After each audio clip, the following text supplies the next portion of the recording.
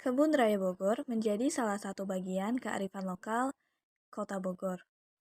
Kebun Raya Bogor ini secara resmi didirikan pada tanggal 18 Mei 1817 di samping Tanah Istana melalui kerjasama dengan dua ahli botani, William Kent dan James Hooper. Pada mulanya, kebun ini hanya akan digunakan sebagai kebun percobaan bagi tanaman perkebunan yang akan diperkenalkan di Hindia Belanda. Di Kebun Raya Bogor ini, kita juga akan menemukan Wisma Tamu Nusa Indah, bangunan yang pernah menjadi rumah singgah bagi Melchior Treup, ahli botani berkebangsaan Prancis yang pernah menjabat sebagai Direktur Lens Twin. Lalu, kita juga bisa melihat monumen Lady Raffles.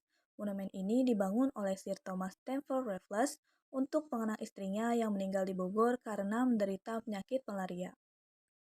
Berikutnya ada monumen J.C. Smith. Ia merupakan orang yang aktif dalam mengumpulkan berbagai spesies anggrek. Kita juga akan disuguhkan oleh danau cantik yang sangat terkenal di Kebun Raya Bogor, yaitu Danau Gunting. Danau ini berfungsi sebagai area ekosistem tanaman air dengan berbagai jenis populasi ikan air tawar di dalamnya.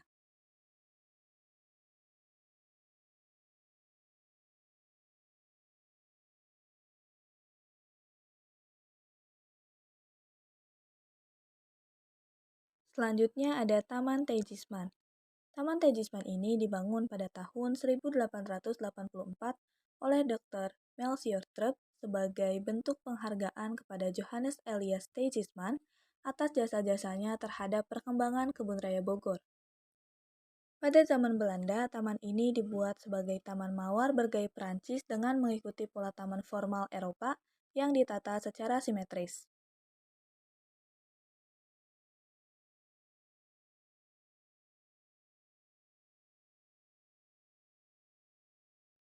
Kita juga akan menemukan sebuah jembatan berwarna merah yang membentang sepanjang 20 meter.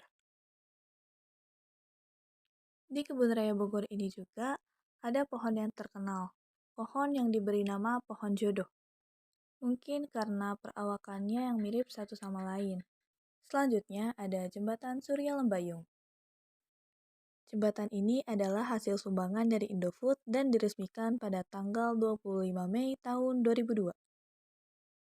Tempat wisata Kebun Raya Bogor ini banyak menyajikan taman serta aneka flora dari berbagai dunia. Tentu sangat familiar bagi masyarakat Indonesia. Belum lagi nilai-nilai historis yang banyak tersimpan di tempat wisata tersebut, seperti Taman Astrid.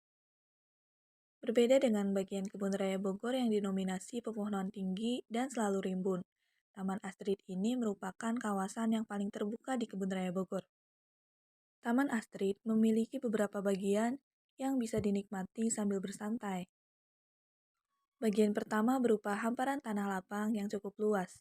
Hijaunya rumput yang menyelimuti tanah lapang ini sangat memanjakan mata.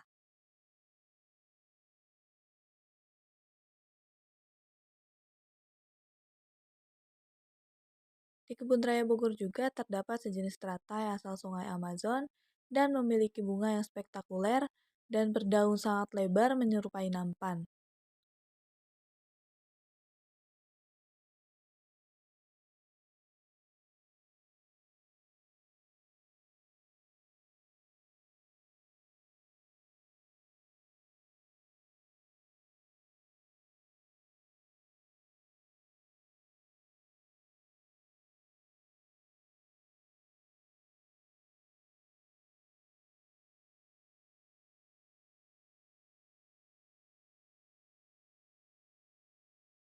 Selanjutnya ada Taman Sujana Kasan. Taman ini dibangun pada 18 Mei 1985 sebagai penghargaan terhadap Sujana Kasan, salah seorang kurator di Kebun Raya Bogor pada tahun 1949 sampai tahun 1959. Kebun Raya Bogor ini terus memperbarui fasilitas dan layanannya untuk mengedukasi pengunjung. Salah satunya, menghadirkan lokasi baru yang bernama Taman Akuatik. Taman akuatik ini terdiri dari beberapa blok tumbuhan air yang berbeda-beda.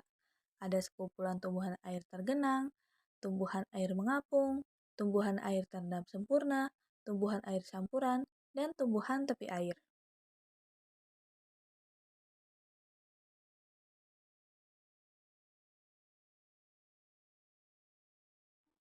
Nah, pemanfaatan obat-obatan tradisional tidak dapat dipisahkan dari lingkungan masyarakat Indonesia.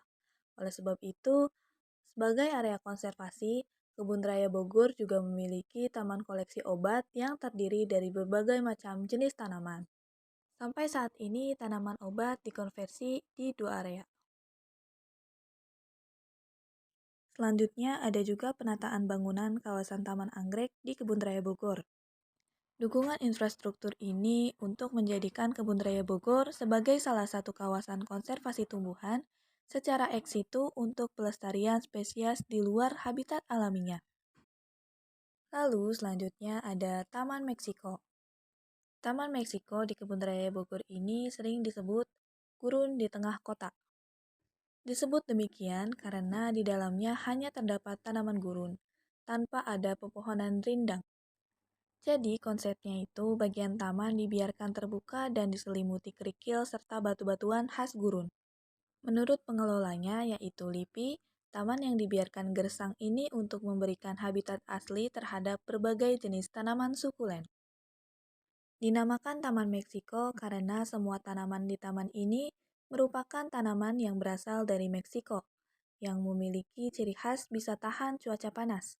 Tidak heran ditemukan banyak tanaman gurun di kawasan ini. Nah, sekian video penjelasan Kebun Raya Bogor pada kali ini. Semoga bisa bermanfaat bagi teman-teman semua.